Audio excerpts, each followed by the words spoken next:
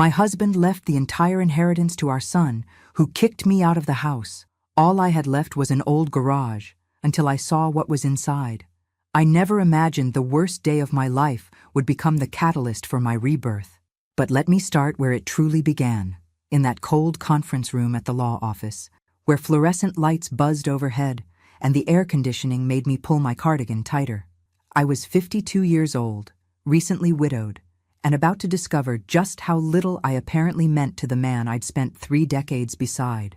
The attorney cleared his throat, adjusting his reading glasses. My son sat across from me, his leg bouncing impatiently, checking his phone every few seconds. He'd barely looked at me since the funeral 3 weeks ago.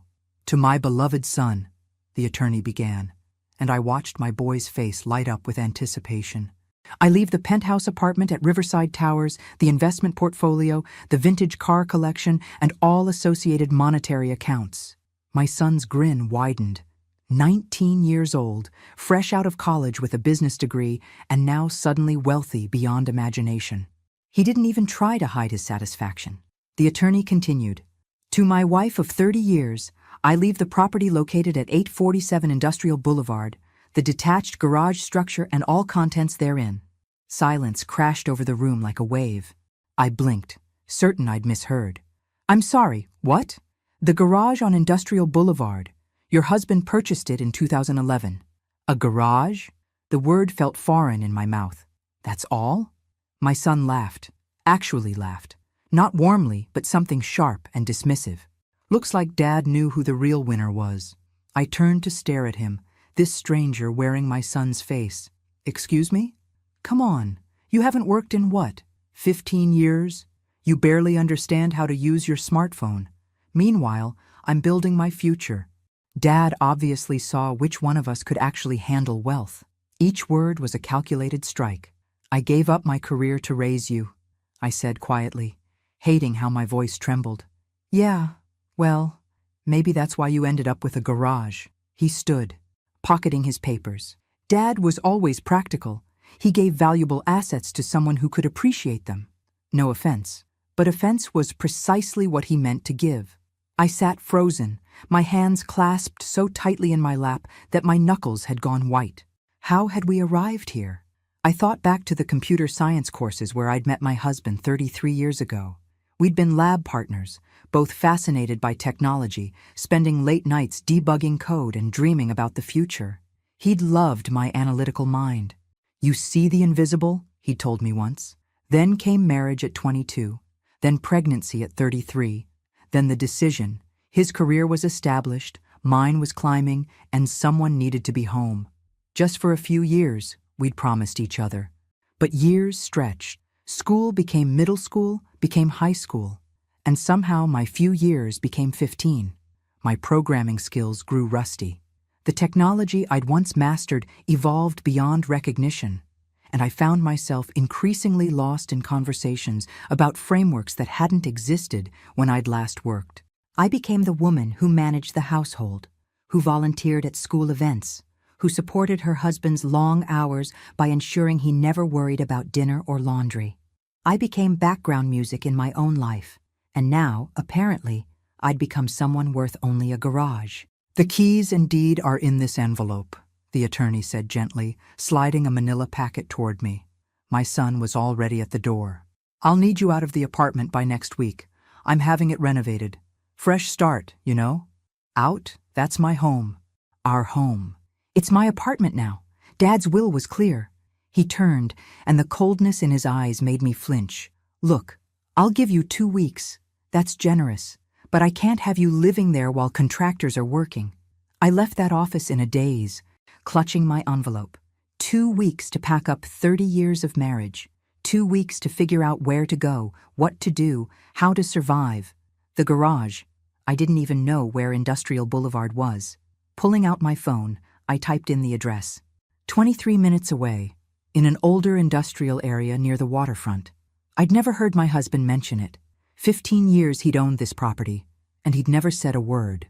Inside the envelope was a single key, heavy and old-fashioned, attached to a simple ring. No note, no explanation, just a key to a building I'd never seen. As I pulled onto the street, heading toward Industrial Boulevard. I couldn't shake the feeling that I was driving away from one life and towards something else entirely. Something that would either break me completely or teach me who I'd been before I became someone easily dismissed and forgotten. The key was cold against my palm, and somewhere ahead, in a garage I'd inherited like a consolation prize, lay answers to questions I hadn't known to ask. The 2 weeks of grace my son had grudgingly offered evaporated in less than 48 hours. I'd returned from the law office to find him already measuring walls in what had been our master bedroom.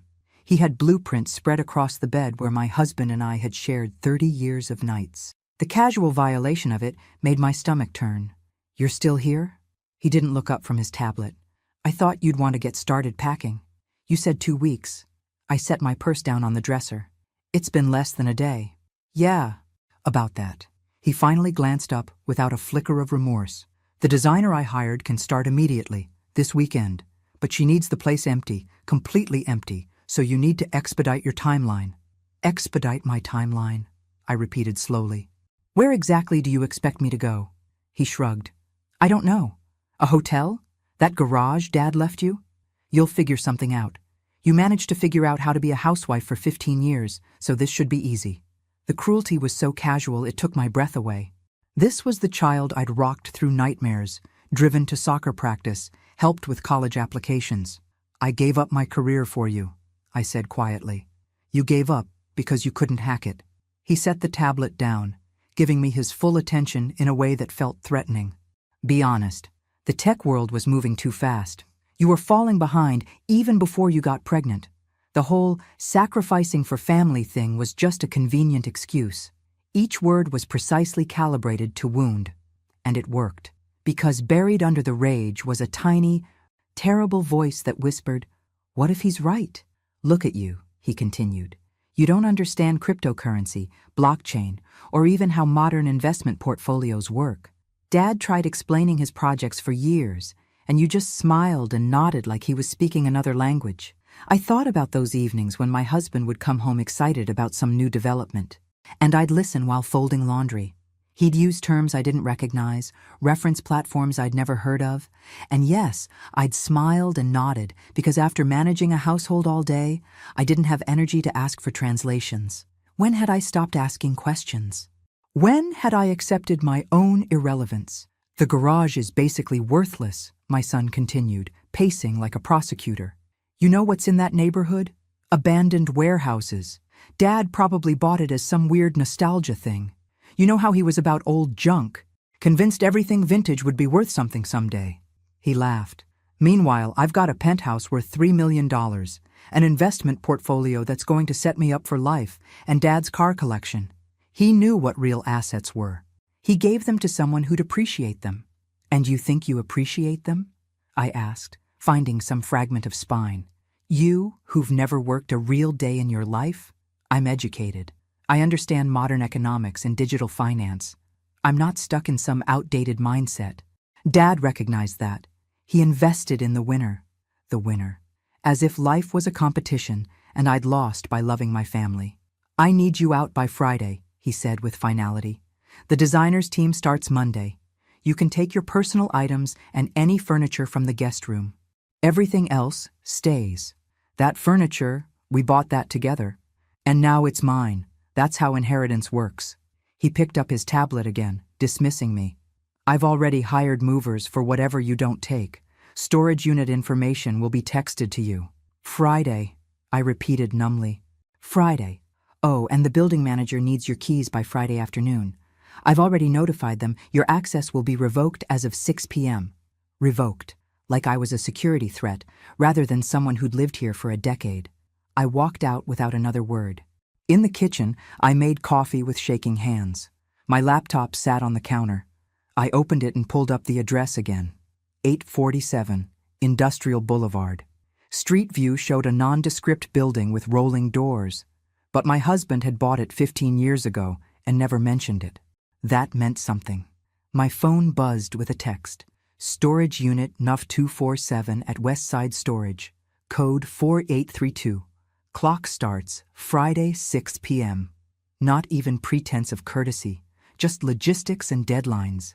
I looked around the kitchen where I'd spent so many hours, the window where I'd watched seasons change, the table where we'd eaten thousands of meals, all of it about to belong to someone else. The key sat in my purse, heavy with implication.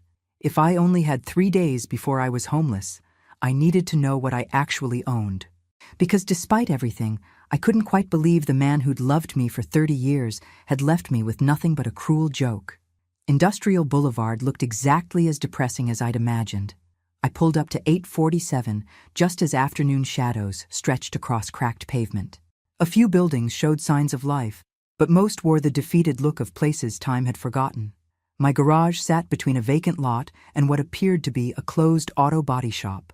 Gray cinderblock walls, standard rolling door, one small dirty window. No signs except a faded 847 painted above the doorframe. This was my inheritance. I sat in my car for a long moment, key in hand. My phone showed 3:47 p.m. In 2 hours, my access to the apartment would be revoked. Everything I hadn't packed into my car would go into storage, where it would sit like evidence of a life that didn't matter anymore. The key was cold against my palm, heavy, old-fashioned in a way that seemed deliberately chosen. I got out. The air smelled like rain and rust and emptiness. The lock was newer than expected, good quality, recently installed. The key turned smoothly, well-oiled. The rolling door lifted with surprising ease. Inside was darkness and clean, circulated air. I found a switch. Fluorescent lights flickered to life, revealing a space that made no sense. The garage was empty. Completely empty except for a single wooden table in the exact center of the room, positioned with geometric precision. Not a workbench, not storage, just a simple table, about 3 feet square, standing alone in a space that could have held 2 cars. The floor was clean, not just swept, but actually clean, the concrete sealed and unblemished. The walls were painted neutral gray. In one corner sat a dehumidifier, plugged in and humming quietly. In another corner, I noticed what looked like air purifiers, also running.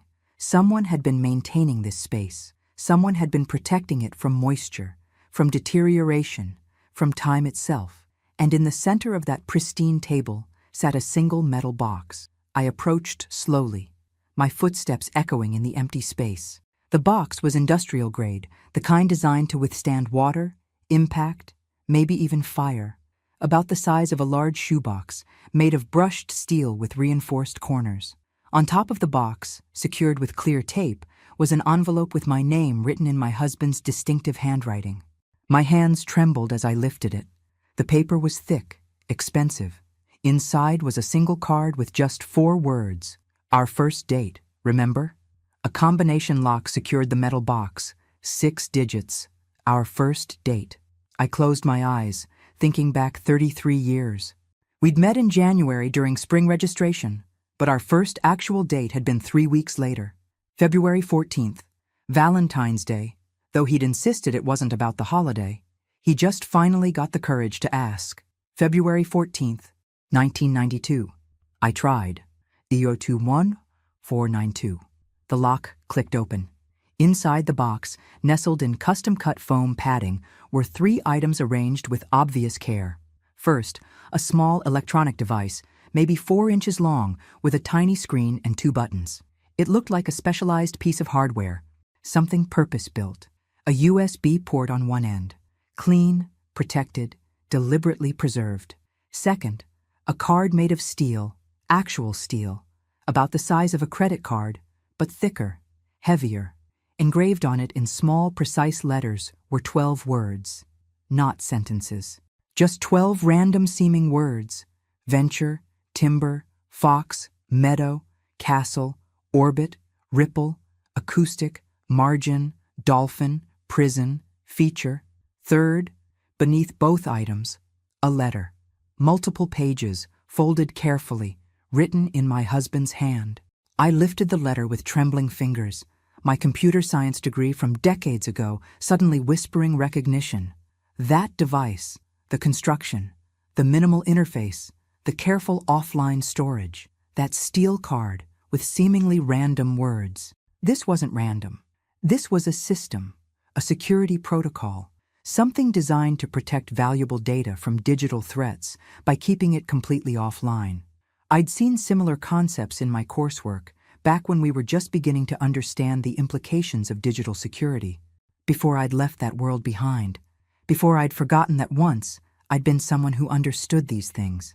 The letter crinkled slightly as I unfolded it, and I recognized that sound. Archive-quality paper, acid-free, meant to last. Everything about this setup spoke of long-term planning, of someone who understood preservation, of someone who'd been protecting something precious. The first line of the letter read, "My dearest, if you're reading this, then I'm gone, and I can finally give you back what you sacrificed." I sank down to sit on the clean floor. My back against the wall, the letter clutched in my hands. Around me, the dehumidifiers hummed their quiet song of preservation. The fluorescent lights buzzed overhead, and in that sterile, carefully maintained space, I began to read the words my husband had left for me, words that would explain why a garage was worth more than any apartment, any car collection, any inheritance my son could possibly imagine. I read the letter 3 times sitting on that garage floor before the magnitude truly hit me. $20 million, not in some future possibility, not in stocks that might grow, in digital currency already purchased, already owned, already waiting.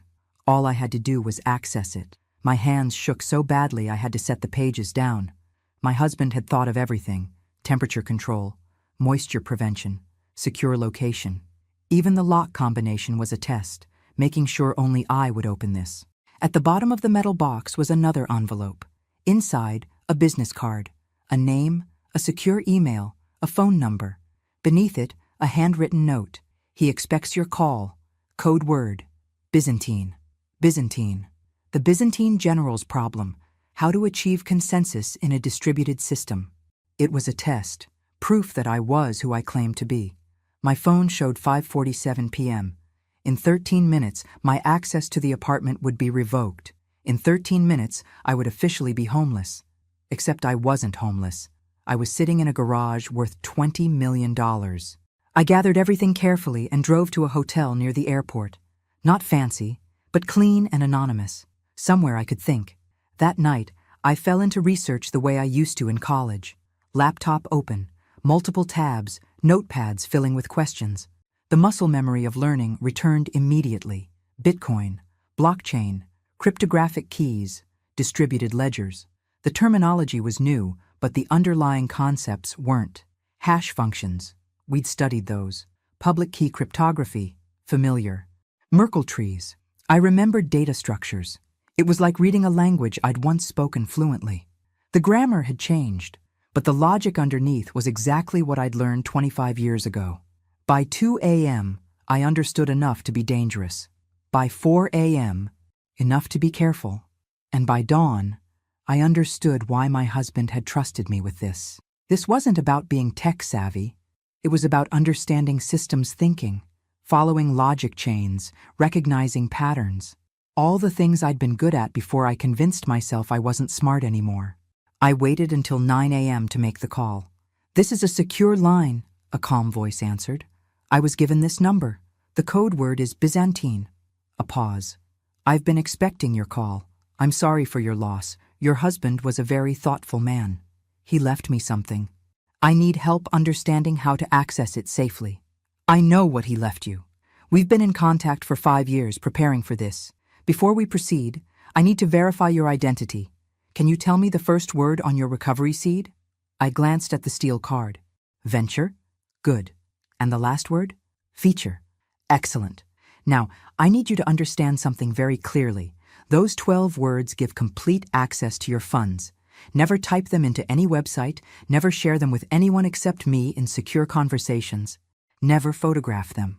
If anyone gets those words, they can steal everything. Do you understand?"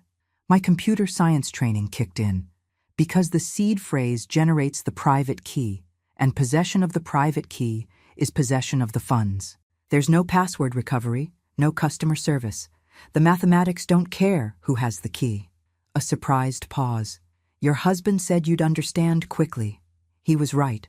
Over the next hour, we discussed security protocols, verification methods, and safe ways to eventually convert some digital currency into traditional funds. He explained how to use the hardware device, how to verify transactions, how to protect myself from scams targeting cryptocurrency holders. Your husband's timing was remarkable, he said. He bought at $3 per unit in 2011. Current price is approximately $42,000. That's a 14,000% return. 14,000%. On an investment everyone had called worthless. Start slowly, he advised. Convert 10% to traditional currency and establish yourself. Learn the systems, then make decisions from stability rather than desperation. Your husband set this up so you'd never have to rush. After we hung up, I sat in that hotel room, looking at the device and steel card and my research notes. My son would be at the apartment now, watching contractors tear out everything that reminded him of me. He'd be planning his renovated life, confident in his victory. He had no idea that the mother he'd dismissed as technologically incompetent had just spent 8 hours learning a new financial system. That the woman he'd mocked for not understanding modern investments now controlled more wealth than he'd ever see. But more than the money, more than the security, I'd found something I thought I'd lost forever. I'd found myself. The metal box contained more than just the hardware device and steel card. Beneath the main compartment, I discovered a false bottom secured by a simple latch. Inside were additional letters, each dated and sealed in plastic archival sleeves. I arranged them chronologically on the hotel bed. The earliest was dated 6 years ago, written just days after my husband's cancer diagnosis. The last was from 2 months before he died. Together, they formed a journal of his final years and the strategy he'd carefully built. The first letter began simply, "I have 6 months to live, maybe 12 if I'm lucky. The question isn't how to say goodbye. It's how to make sure my death helps rather than harms the people I love." He wrote about watching our son through high school and college, observing the transformation from sweet child to entitled young man. He'd noticed the obsession with appearance over substance, the need to display wealth rather than build it, the way our son measured success in social media likes and followers rather than genuine achievement. He lives on social media but doesn't understand the technology that powers it, one letter read. He posts constantly, but couldn't explain an algorithm to save his life. He wants everything that looks valuable without understanding what creates value. Another entry, dated 3 years ago. I tried discussing Bitcoin with him today. Told him I'd made an early investment that had grown substantially. He immediately wanted to know how to cash out and flip it. No curiosity about the underlying technology, no patience for long-term thinking, just immediate gratification. It confirmed what I already suspected. He's not ready for real wealth. It would destroy him. My husband had known. All those years, he'd known exactly who our son was becoming, and it had broken his heart. But there were also letters about me, observations that made my throat tight. I watched her help him with calculus homework last night. She worked through problems faster than I could, explaining concepts with perfect clarity. Then at dinner, when I mentioned my work project, she got that distant look, the one that says, "This isn't for me anymore." How did I let her forget she's brilliant? From 4 years ago. She organized all our documents today, created a system for tracking household expenses that's more elegant than software I've seen professional engineers spend months designing. She doesn't even realize she's still thinking like a computer scientist. She just thinks she's being organized. I want to shake her and tell her, "This is programming. You're still solving problems. You just stopped calling it that." He'd seen me more clearly than I'd seen myself. The final letter, written 2 months before he died, explained his strategy with painful clarity. I've divided everything strategically. Our son gets what he values, the visible symbols of wealth, the penthouse he can show off on social media, the car collection he can photograph for his friends, the traditional investments he can brag about at parties, all things that require maintenance, responsibility, and maturity he doesn't yet possess.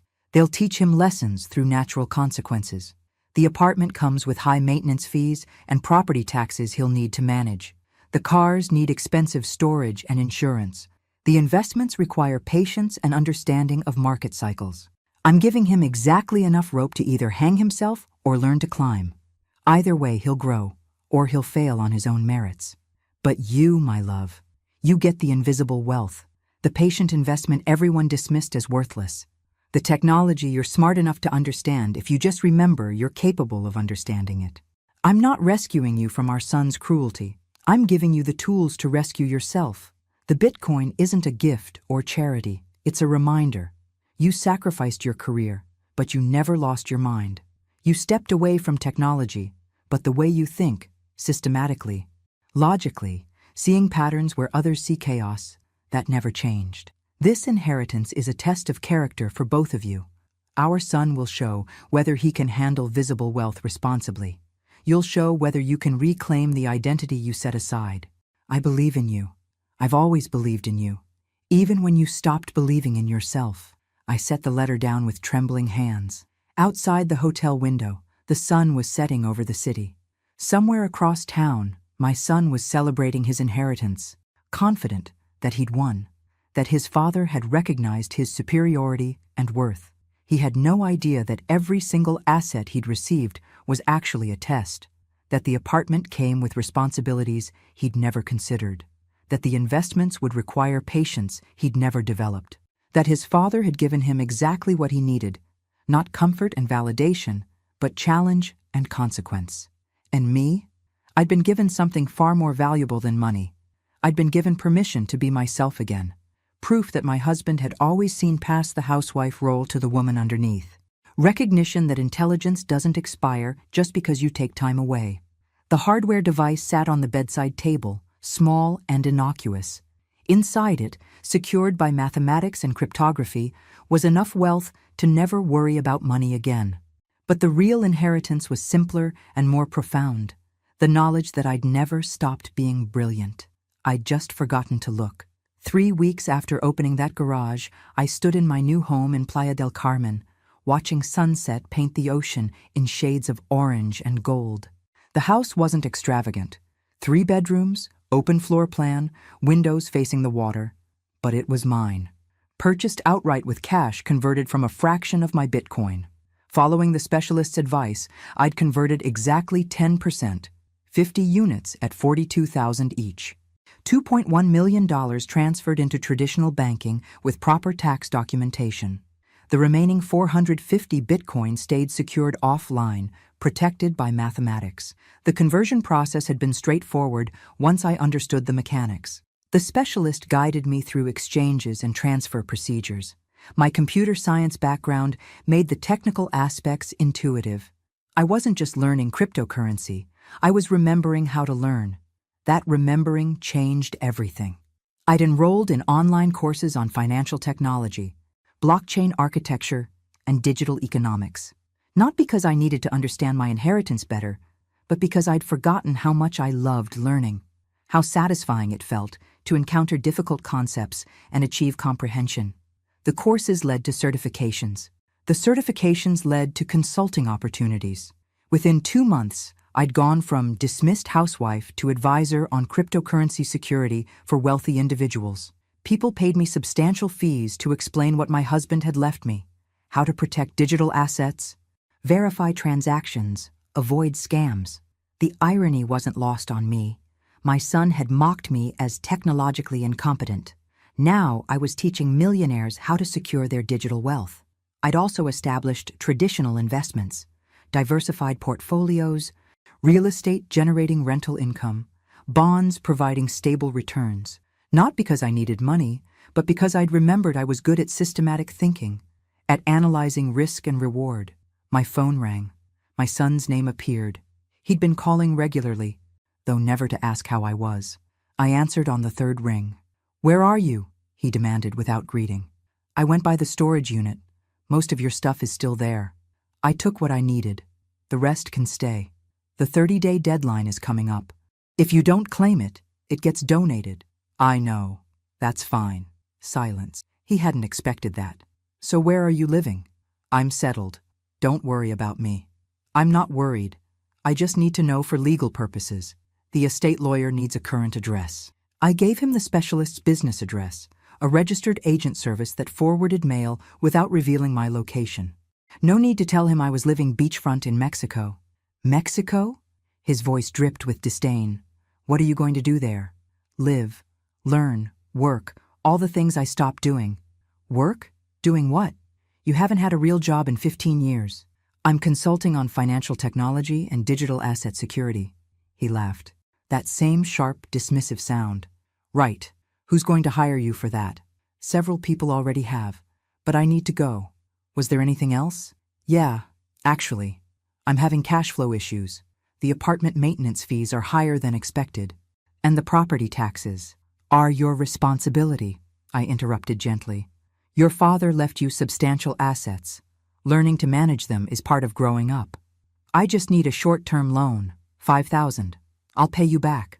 $5,000. Insignificant compared to my wealth, but giving it would teach exactly the wrong lesson. No, I said. No? Are you serious? I'm your son. Which is precisely why I'm saying no. Your father gave you everything you need to succeed. What you do with it is up to you. This is because of how I treated you, isn't it? You're being vindictive. I'm being a parent. There's a difference. I watched waves roll onto the beach. You need to learn that assets require responsibility, that wealth without wisdom leads to poverty. Your father understood that. So you're just going to let me struggle? I'm going to let you learn. Just like I'm learning. I hung up before he could respond. My hands weren't shaking this time, because somewhere in the past 3 weeks, I'd remembered something crucial. Love doesn't mean rescue. Sometimes it means letting people face consequences. Outside, the ocean continued its rhythm.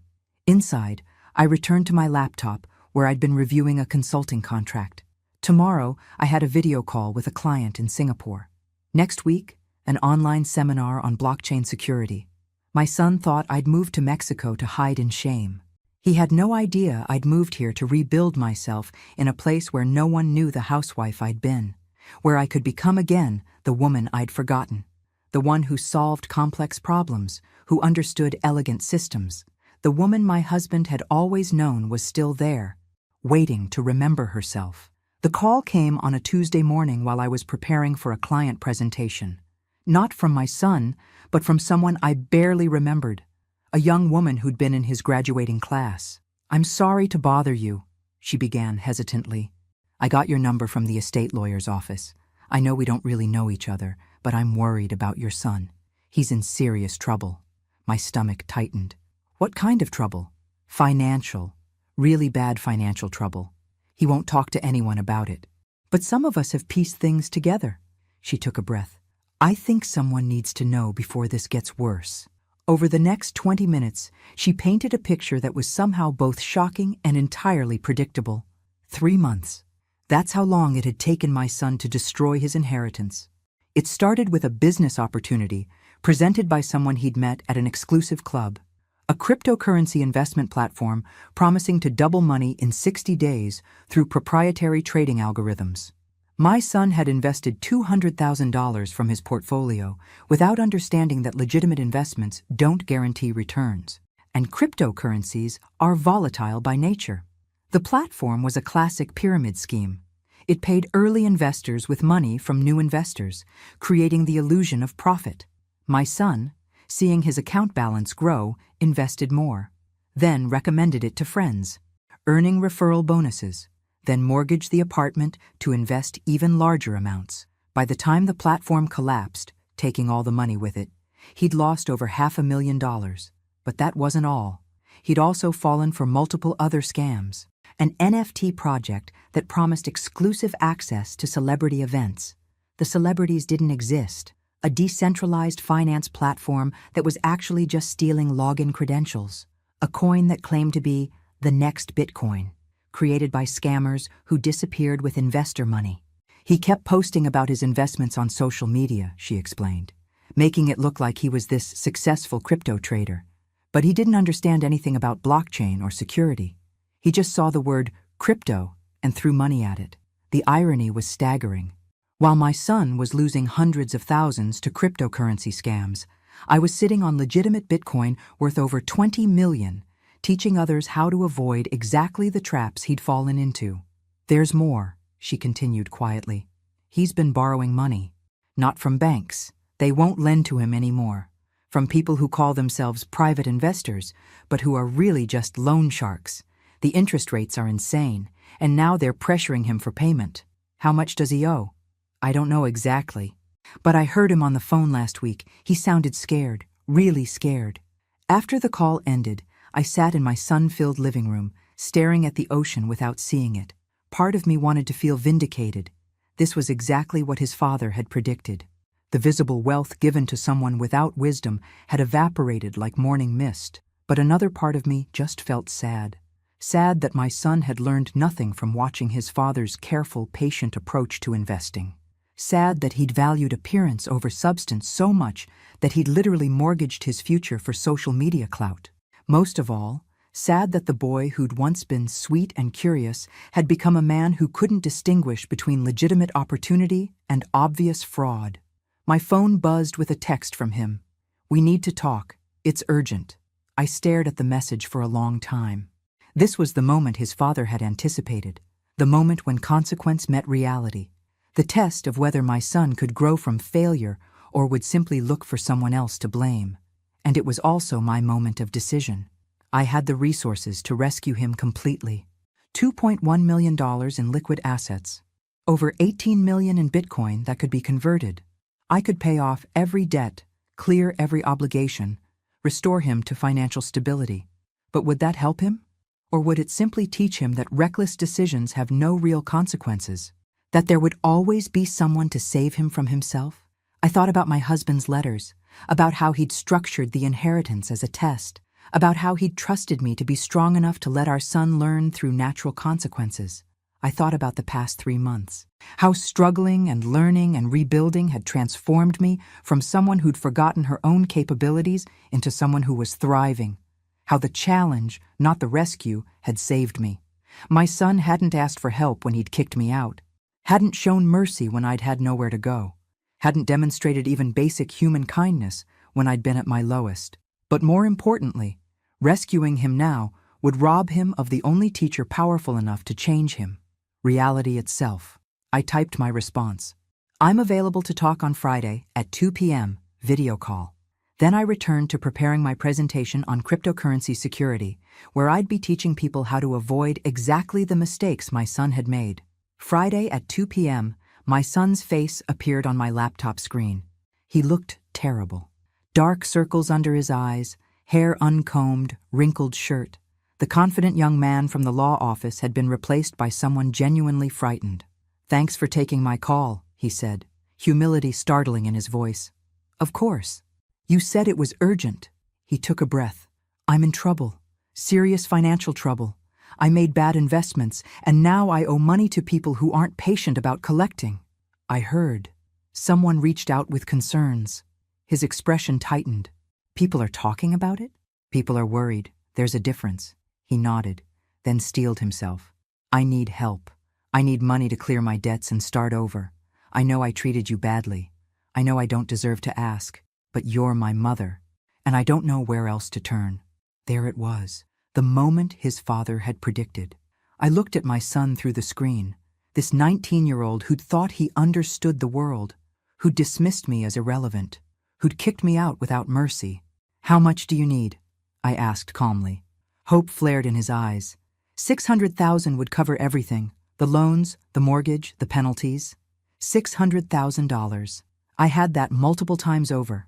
I could write that check without affecting my security at all. "I can't give you that money," I said gently but firmly. The hope died immediately. Can't or won't. Won't. Not because I don't have it. Not because I don't care. But because giving it to you would be the worst thing I could do. The worst thing? His voice rose. "Do you understand what will happen if I don't pay these people? Then you need to contact law enforcement. If you're being threatened, that's a criminal matter. And tell them what?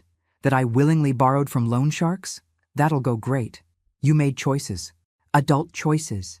Now you're facing adult consequences. I can't protect you from that. I'm your son, which is exactly why I'm saying no." I kept my voice calm.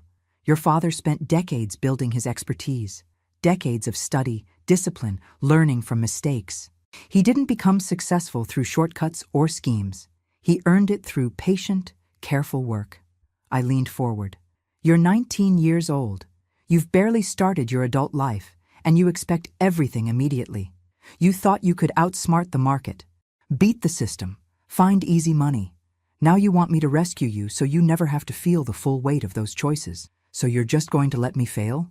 Lose everything? I'm going to let you learn. There's a profound difference. I paused. I forgive you for how you treated me. I forgive the cruelty, the dismissal, the contempt. But forgiveness doesn't mean I rescue you from consequences. Real love sometimes means standing back and letting someone experience the results of their decisions. His face hardened. This is revenge. If I wanted revenge, I'd do nothing and say nothing. Instead, I'm telling you clearly, you have to fix this yourself. You have to negotiate with creditors. You might lose the apartment. That's a consequence. You might have to declare bankruptcy. That's also a consequence. You might have to start over with nothing. And that might be exactly what you need. How is losing everything what I need?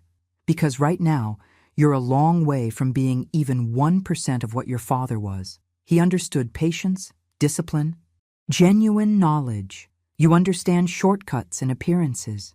Until you close that gap through real effort, no amount of money I give you will help. You'll just lose it again. Tears formed in his eyes. So that's it? Your own son is in danger and you're going to lecture me? I'm going to trust that you're capable of more than you've shown. I'm going to believe that hitting bottom might finally teach you lessons that comfort never could. I softened my voice. You're smart. You're young. You can recover from this, but only if you do the work yourself. And if I can't? If these people hurt me? Then you go to the police. You ask for help from proper authorities. You declare bankruptcy and accept legal protections. What you don't do is expect your mother to hand you $600,000 so you can avoid learning anything. He stared at me, and I could see the war behind his eyes. Desperate hope, growing realization, anger, and underneath, maybe the faintest recognition that I might be right. I can't believe you're doing this, he said finally. I know, but someday, maybe you'll understand that this is the most loving thing I can do. Your father knew it 6 years ago. I'm learning it now. The call ended shortly after. No dramatic goodbye, just a quiet disconnect as my son processed a reality he'd never expected. I closed my laptop and sat in silence, looking out at the ocean. My hands were steady. My conscience was clear. And somewhere, I hoped, my husband was proud of both of us. The son facing necessary consequences, and the mother finally strong enough to allow it. 3 days after our video call, my son sent a long text message. Angry, desperate, full of accusations. I read it carefully, then crafted my response with precision. I understand you're angry. I understand you feel abandoned. But I need to be very clear about what happens from here. There will be no financial rescue. Not now, not if things get worse, not ever regarding these debts. This is your situation to resolve. I continued. You have options. Negotiate with creditors. Many will accept payment plans. Consult a bankruptcy attorney. There are legal protections for situations like this. Contact authorities if threatened with violence. These are adult solutions to adult problems. My phone rang immediately. I let it go to voicemail. He called again. The third time I answered. Did you read what I sent? His voice was strained. These people won't accept payment plans. Then you need legal help, not my money. A bankruptcy attorney can help you understand your options and protections under the law. Bankruptcy? Do you know what that will do to my credit? My future? Yes.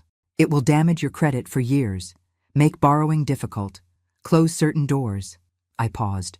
It will also teach you that financial decisions have real consequences, that debt isn't abstract, that shortcuts have costs. You want me to suffer. I want you to learn. Suffering is sometimes how learning happens. I kept my voice even. Your father gave you exactly enough rope to either hang yourself or learn to climb. Right now, you're choosing to hang yourself, but you could still choose to climb.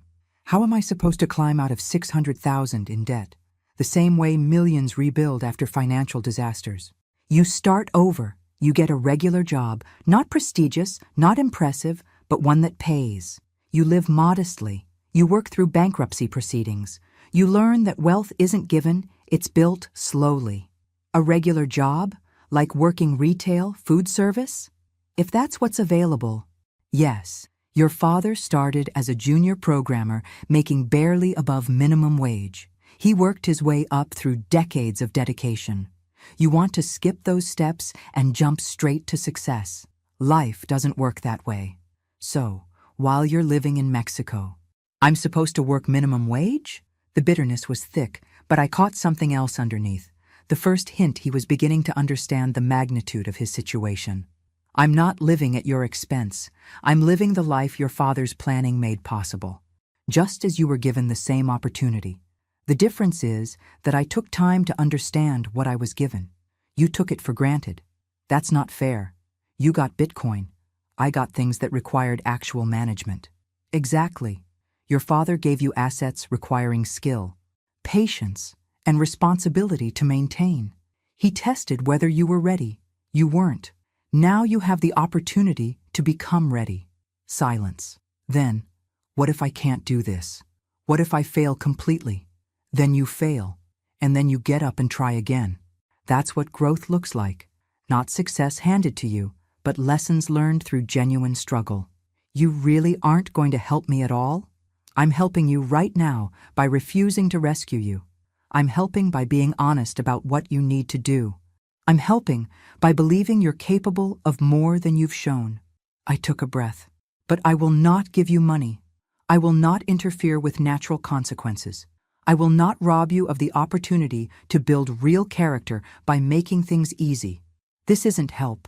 This is abandonment. No, abandonment would be disappearing and never speaking to you again. This is love. Difficult love that trusts you enough to let you face the hardest teacher there is. Reality itself. Another long silence. I don't know if I can do this. You don't know because you've never had to. But humans are remarkably adaptable when they have no other choice. You'll surprise yourself. And if I mess this up too, then you'll have learned something valuable about what not to do next time. Either way, you'll grow. That's the point your father understood. And I'm finally learning. Sometimes the greatest gift we can give someone is the space to struggle and grow on their own. The call ended without resolution. There was no tidy conclusion, no moment where my son suddenly understood. Real life doesn't work that way. Understanding comes slowly, through experience rather than explanation. I sat on my terrace, watching the ocean, thinking about boundaries, about how love isn't the same as rescue, about how the most difficult thing a parent can do is watch their child struggle and refuse to intervene. My son had accused me of cruelty, but cruelty would be giving him money and teaching him that reckless behavior has no consequences. Cruelty would be robbing him of the chance to discover his own strength. What I was doing was hard. It hurt. It went against every instinct, but it was right. His father had known it, and now, finally, so did I. 6 months passed without direct contact. I didn't call. I didn't text. I didn't check up on him through mutual acquaintances. I respected his space to either grow or fail entirely on his own merits.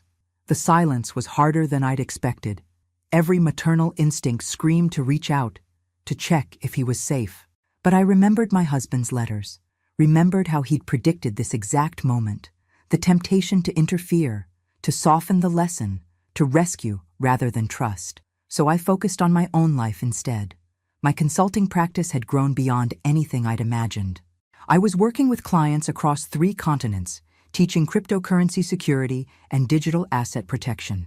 The woman mocked as technologically incompetent 6 months ago now charged $5,000 per hour for her expertise. But the work that meant most had nothing to do with money. I'd started mentoring women returning to technology careers after years away. Women who'd stepped back for family, for caregiving, for 100 valid reasons, and now felt obsolete. Women who'd forgotten they were brilliant. Every week, I met with 5 mentees via video calls. We discussed imposter syndrome, skill-building strategies, and translating life experience into technical competencies. I taught them what I'd relearned, that logic doesn't expire, that problem-solving abilities don't vanish, that stepping away isn't giving up. Watching these women rediscover their confidence reminded me of my own journey. Each one who landed a job felt like a small victory. I also established a foundation focused on financial literacy and technology education for young adults. free workshops on understanding investments, avoiding scams, and building wealth responsibly. Everything my son should have learned, but hadn't. I named it after my husband. His legacy wouldn't just be the fortune he'd left me, but the knowledge he'd valued, shared freely with people who needed it. I didn't invite my son to be involved. This wasn't punishment. It was recognizing that his journey was separate from mine. If he wanted to participate someday, after he'd grown, the door would be open. But I wouldn't force it. Occasionally, news reached me through indirect channels. The young woman who'd first called continued to update me, though I never asked. My son had lost the apartment. The bank had foreclosed after he'd missed mortgage payments. He'd declared bankruptcy, as I'd suggested. The process had been humiliating, she said, but he'd gone through with it. He was living in a modest apartment with roommates, working 2 jobs, one at a coffee shop, one doing evening cleaning at an office building. Nothing prestigious, nothing he could post on social media to impress anyone. Every time I heard these updates, my heart ached, but I didn't reach out, didn't offer help, didn't interfere, because this was exactly what needed to happen. My son was learning what work actually meant, what it felt like to be tired from physical labor, to count pennies, to choose between small luxuries. He was learning what his father had known, that wealth built on understanding is stable, while wealth without wisdom evaporates.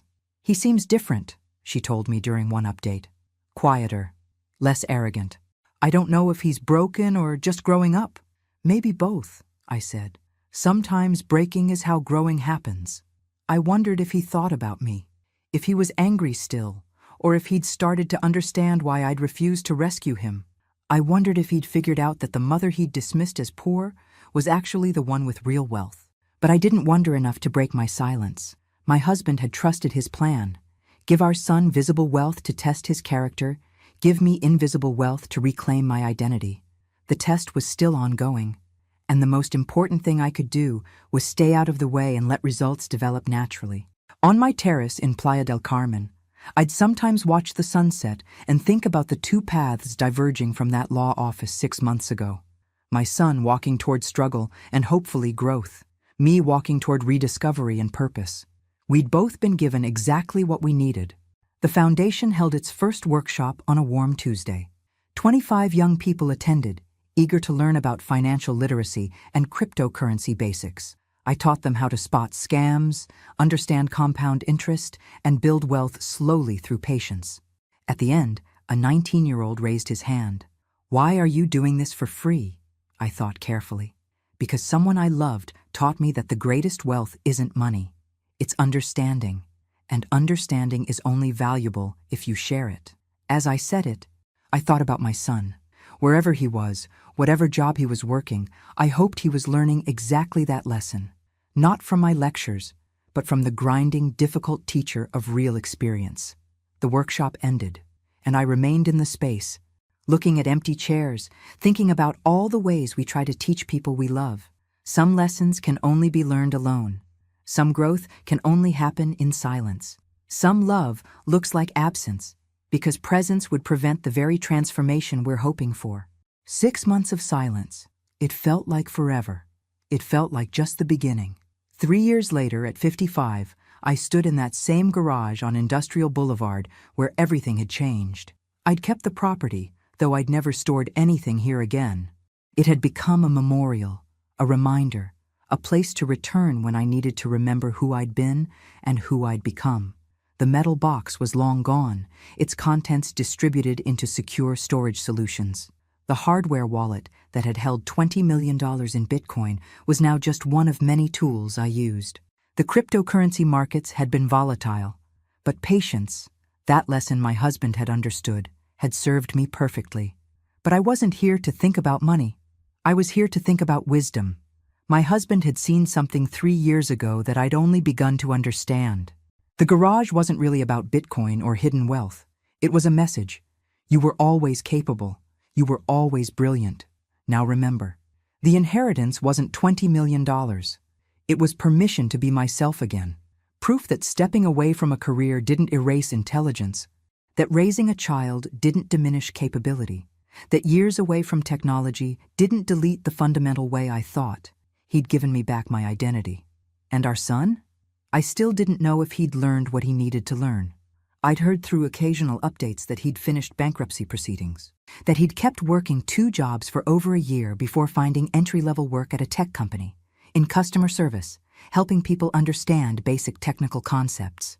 The pay was modest, the work unglamorous, but it was legitimate, honest employment, requiring consistency and patience. Whether he'd grown into wisdom or simply learned to survive, I couldn't say. We'd exchanged exactly 3 emails in 3 years, awkward messages that acknowledged we were both alive, but didn't bridge the distance. Maybe someday he'd understand what his father had done. Maybe he'd recognize that the visible wealth had been a test he'd failed but could still reclaim through genuine growth. Maybe he'd realize my refusal to rescue him had been love. Or maybe he wouldn't. Maybe he'd remain bitter, convinced I'd abandoned him.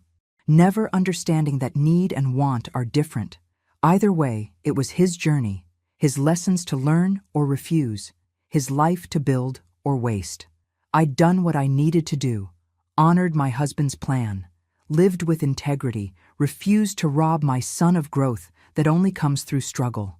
My consulting practice had evolved. I now ran a firm with 5 employees, all women who'd returned to tech after career breaks. We specialized in digital asset security, serving clients worldwide. The foundation had expanded to 3 cities, teaching thousands of young people about financial literacy. I'd also started dating, cautiously, a professor of computer science who appreciated both the woman I'd been and the woman I'd become. Nothing serious yet, but the possibility felt like permission to imagine futures beyond remembering the past. The key to the garage sat on my desk at home. A paperweight now, but I kept it visible as a reminder. Locked doors can open, hidden wealth can be found, and forgotten identities can be reclaimed. My husband had spent 6 years planning this gift. He'd purchased Bitcoin when everyone mocked it. He'd maintained a garage in secret for over a decade. He'd written letters predicting our futures with uncanny accuracy. He'd structured an inheritance that tested both his son's character and his wife's resilience. And in doing all of that, he'd given me something I hadn't known I needed. Proof that I'd never stopped being brilliant. I'd just forgotten to look. The useless garage had contained the most valuable lesson, that we teach people who they are by what we trust them to understand.